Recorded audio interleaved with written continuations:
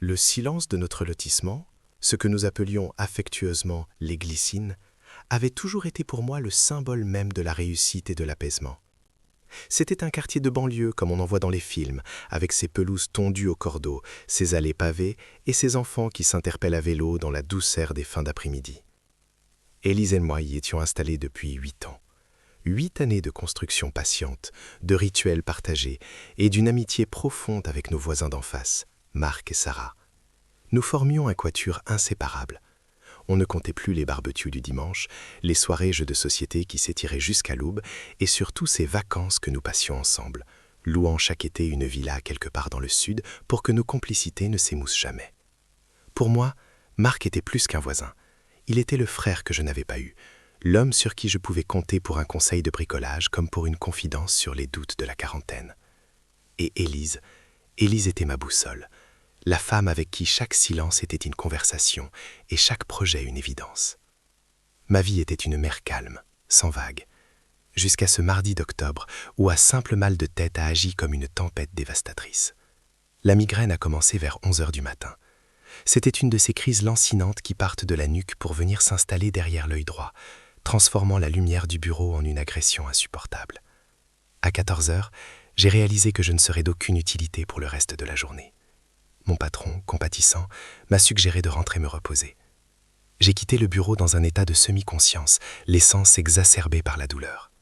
Le trajet en voiture a été une épreuve, chaque nid de poule résonnant dans mon crâne comme un coup de marteau. Je ne pensais qu'à une chose, l'obscurité de notre chambre, la fraîcheur des draps et le calme absolu de la maison en l'absence d'Élise, qui travaillait d'habitude jusqu'à 18h dans son cabinet d'expertise comptable. Quand j'ai tourné dans notre rue, la douleur a semblé marquer une pause, remplacée par une pointe de curiosité. À une 50aine de mètres de notre portail, garé de manière inhabituelle, se trouvait le SUV noir de Marc. Ce n'était pas sa place habituelle devant son propre garage. Il était là, à cheval sur le trottoir, juste devant le petit parc qui sépare nos deux maisons, comme s'il avait été garé dans la précipitation, avec une volonté de discrétion un peu maladroite. J'ai ressenti un léger pincement au cœur, mais rien d'alarmant au départ. Marc avait peut-être eu un problème chez lui, ou il était venu emprunter un outil dans mon garage, sachant que je laissais souvent la porte latérale déverrouillée. Mais alors que je coupais le moteur, un silence lourd s'est abattu sur moi. Quelque chose ne collait pas. La voiture de Marc était là, mais celle d'Élise était aussi dans notre allée. Elle était rentrée. Était-elle malade elle aussi ? J'ai pénétré dans la maison par la porte du garage, mais pas étouffé par mes semelles de gomme. L'obscurité que je recherchais était déjà là, mais elle n'était pas apaisante. Elle était vénéneuse. L'air de l'entrée sentait le café fraîchement moulu et un parfum que je connaissais trop bien, celui que Marc portait toujours, un mélange boissé et musqué qui me paraissait soudain agressif. Mon cœur s'est mis à battre contre mes côtes avec une violence qui dépassait celle de ma migraine. J'ai avancé vers le salon. Sur la table basse, 2 tasses de café fumaient encore. 2 tasses, dont l'une portait la trace du rouge à lèvres framboise d'Élise. Le silence de la maison n'était pas un silence de vide, c'était un silence de présence dissimulée. J'ai monté les escaliers avec la lenteur d'un condamné. À chaque marche, mon esprit se battait contre l'évidence. Je cherchais une explication rationnelle. Il discutait d'une surprise pour Sarah. Il préparait nos prochaines vacances. Mais la voix qui murmurait dans mon crâne, plus forte que la migraine, me disait que personne ne se cache à l'estage pour préparer une surprise en plein milieu d'après-midi. Arrivé sur le palier, j'ai vu que la porte de notre chambre était entr'ouverte. Arrêt de lumière découpait le tapis. Et là, j'ai entendu le rire d'Élise. Ce n'était pas le rire qu'elle me réservait. Ce n'était pas le rire de l'affaire d'affaires ou de l'épouse dévouée. C'était un rire léger, presque enfantin. Une note de musique que je n'avais plus entendue depuis des années. Puis la voix de Marc, basse, complice, murmurant des mots que je ne pouvais pas distinguer, mais dont l'intonation ne laissait aucune place au doute. Le vertige m'assaisit. Ce n'était pas seulement une trahison de ma femme, c'était l'effondrement d'un monde entier. Marc, l'ami avec qui j'avais partagé mes doutes les plus profonds sur ma carrière. Marc avec qui j'avais bu des dizaines de bières en refaisant le monde. Marc qui m'avait aidé à poser le carrelage de la cuisine. Il était là, dans mon sanctuaire, avec ma boussole. La double trahison a un coup de cendre froide. J'avais l'impression d'être un étranger dans ma propre vie, un spectateur involontaire d'une pièce de théâtre dont j'étais le seul à ne pas connaître le script. Je suis resté immobile sur le palier, incapable de pousser la porte, incapable de fuir. Des souvenirs ont commencé à remonter, comme des bulles de gaz s'échappant d'un marais. Je me suis revu l'été dernier, en Toscane. Nous étions sur la terrasse de la villa, le soleil se couchait sur les collines d'Olivier. Sarah et moi préparions le dîner, tandis que Marc et Élise étaient allés chercher du vin au village. Ils avaient mis 1 heure de plus que prévu, prétendant s'être perdus sur les petites routes de campagne. Nous en avions ri. Ils n'ont aucun sens de l'orientation ces deux-là, avait dit Sarah avec un sourire tendre. À cet instant, dans ce couloir sombre, ce souvenir a changé de couleur. Il est passé de l'or au noir. Chaque regard complice entre eux, lors de nos dîners, chaque effleurement de main que je prenais pour de la camaraderie, chaque fois que Marc me demandait des nouvelles d'Élise avec une sollicitude que je trouvais touchante, tout prenait un sens nouveau, sinistré et science. J'étais l'idiot du village global, l'homme qui n'avait rien vu parce qu'il croyait trop fort à la solidité des murs qu'il avait bâtis. La confiance est une chose curieuse, elle agit comme un filtre qui lisse les aspérités, qui ignore les signaux d'alarme au nom de la tranquillité d'esprit. Je me suis revu lors de la fête des voisins, il y a 2 ans. Marc m'a pris par l'épaule et m'a dit, les yeux brillants: on a de la chance, tu sais. Des amis comme nous, une vie comme la nôtre, ça ne se trouve pas à tous les coins de rue. J'avais acquiescé, ému par sa sincérité apparente. Quelle ironie, quelle monstrueuse duplicité. La douleur dans ma tempe a explosé, me rappelant à la réalité. J'ai poussé la porte de la chambre. Le grincement de la charnière a sonné comme un coup de feu dans le silence. Le tableau qui s'est offert à moi était d'une banalité révoltante. Il n'était pas dans une situation que l'on pourrait qualifier de crue, mais l'intimité qui se dégageait d'eux, assis sur le bord du lit, discutant avec une proximité physique insupportable, était plus violente que n'importe quel acte. Élise a sursauté, ses yeux s'écarquillant de terreur. Marc, lui, s'est figé, son visage passant par toutes les nuances du gris. Marc, a balbutié Élise, sa voix n'étant plus qu'un souffle. Tu ne devais pas être là. Apparemment non, ai-je répondu d'une voix que je ne reconnaissais pas. Je dérange votre petit séminaire de voisinage ? Le silence qui a suivi était chargé de tout ce qui ne serait jamais dit. Marc s'est levé, tentant de retrouver une contenance, mais ses mains tremblaient. Il a essayé de parler, de bafouiller une excuse sur un problème dévié ou un dossier qu'il devait apporter, mais le mensonge s'étouffait dans sa gorge. Il a fini par baisser les yeux. Cette absence de déni était peut-être le plus dur. Il ne cherchait même pas à sauver les meubles. La structure était déjà trop vermoulue. « Je pense que tu devrais partir, Marc », ai-je dit calmement. « Pas seulement de cette chambre, de cette maison, de ma vue. » Il n'a pas discuté. Il a ramassé sa veste, jetant un regard fuyant et désolé à Élise, et il a quitté la pièce. J'ai entendu ses pas précipités dans l'escalier, la porte d'entrée qui se fermait, et enfin le vrombissement de son SUV qui s'éloignait. Ce bruit, celui du moteur de mon meilleur ami fuyant comme un voleur, a été le glas de mes illusions. Élise était restée prostrée sur le lit. Elle ne pleurait pas encore. Elle semblait pétrifiée par la soudaineté de la chute. Je me suis assis sur le fauteuil en face d'elle, celui où je m'asseyais d'habitude pour lire pendant qu'elle finissait ses dossiers. Le décor était le même. Les rideaux en lin laissaient passer la même lumière d'automne, mais tout était différent. La maison me paraissait soudain être un musée de nos trahisons. Depuis combien de temps ? Ai-je demandé. Elle a mis du temps à répondre. Elle fixait un point invisible sur le parquet. 2 ans, a-t-elle fini par murmurer. 2 ans. Pendant 2 ans, j'avais dormi, mangé, ri et voyagé avec 2 personnes qui menaient une vie parallèle dans mon dos. 2 ans de mensonges quotidiens, de stratagèmes pour se voir, de SMS effacés, de regards échangés par-dessus mon épaule. L'ampleur de la tromperie me donnait la nausée. Ce n'était pas un égarement d'un soir, c'était une architecture. Pourquoi lui ? Pourquoi Marc ? Elle a enfin levé les yeux vers moi. Il y avait une tristesse infinie dans son regard, mais aussi une forme de lucidité cruelle. Parce qu'il était là, parce qu'on se ressemblait, parce que notre vie était devenue si parfaite, si prévisible, que je ne savais plus qui j'étais à l'intérieur. Marc voyait les fissures que tu refusais de voir. Cette phrase m'a frappé plus fort que n'importe quel reproche. Je refusais de voir les fissures. C'était vrai. J'avais voulu le bonheur pavillonnaire à tout prix. J'avais voulu que tout soit lisse et rassurant. J'avais construit une forteresse de certitude, et j'en avais oublié de vérifier si les gens à l'intérieur y étaient encore heureux. Mais cela n'excusait rien. Pas Marc. Pas la trahison de l'amitié. On peut quitter quelqu'un. On peut cesser d'aimer. Mais cette manière de s'approprier l'intimité du voisin, de transformer chaque moment partagé à 4 en une comédie dramatique, c'était d'une noirceur que je ne pouvais pardonner. Je me suis levé et je suis allé à la fenêtre. En face, la maison de Marc et Sarah semblait aussi paisible que d'habitude. Sarah était sans doute encore à son travail, ignorant que son monde venait de voler en éclats en même temps que le mien. J'ai ressenti une immense pitié pour elle. Nous étions les 2 victimes collatérales d'un égoïsme partagé. Comment allait-on lui dire ? Comment allait-on briser ce voisinage qui était notre socle social depuis 8 ans ? La migraine, paradoxalement, s'était dissipée. Le choc avait agi comme un anesthésiant. Je me sentais d'une clarté absolue. Une clarté glaciale. J'ai commencé à repenser à toutes les fois où nous avions plaisanté sur les couples qui divorcent, sur les infidélités que l'on voyait aux informations. On se sentait au-dessus de tout ça. On se croyait immunisé par la force de notre amitié et la solidité de nos mariages. Quelle vanité ! Élise s'est levée et a commencé à faire son sac. Elle savait qu'il n'y avait pas de chemin de retour. On ne reconstruit pas sur un champ des mines. Chaque souvenir, chaque objet de cette maison était désormais contaminé. Le tapis que nous avions choisi ensemble chez un artisan. Marc avait sans doute marché dessus avec la même désinvolture que dans son propre salon. Le service à café.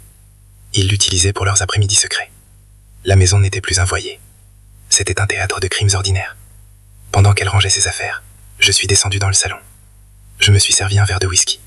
Le même que j'offrais à Marc quand il venait regarder le match. Le liquide m'a brûlé la gorge. Mais cela me faisait du bien. Je me sentais vivant à nouveau. D'une vie brute et douloureuse. Loin du confort anesthésiant de ces dernières années. J'ai regardé les photos de nos vacances sur le buffet. La Sicile, la Bretagne, les Alpes. Sur chacune de ces photos, il y avait ce quatuor souriant. Et sur chacune d'elles, je voyais maintenant les ombres. Je voyais la main de Marc un peu trop proche de la taille d'Élise. Je voyais le regard d'Élise qui ne me cherchait plus vraiment. Tout était écrit, noir sur blanc. Mais j'avais lu le livre avec des lunettes roses. La soirée est tombée sur les Glycines. Les lumières se sont allumées dans les maisons voisines.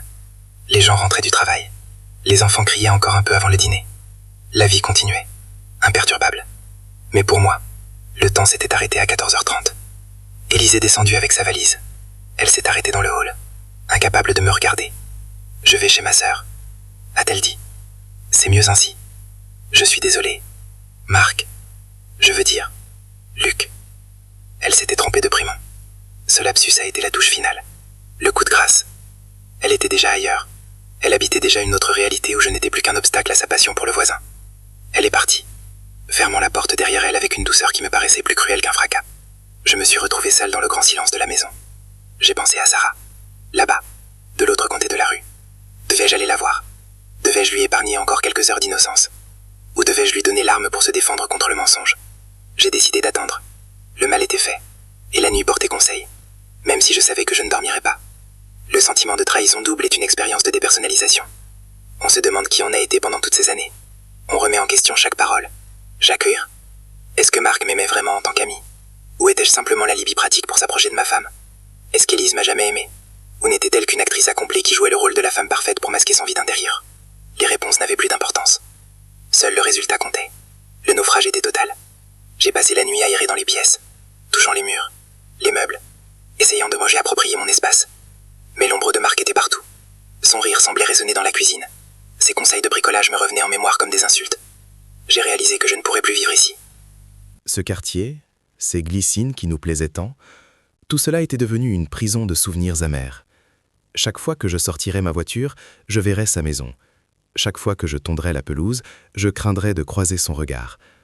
Le voisinage, autrefois symbole de solidarité, était devenu un enfer de proximité forcée. Le lendemain matin, Sarah a frappé à ma porte. Elle avait les yeux rouges. Elle savait.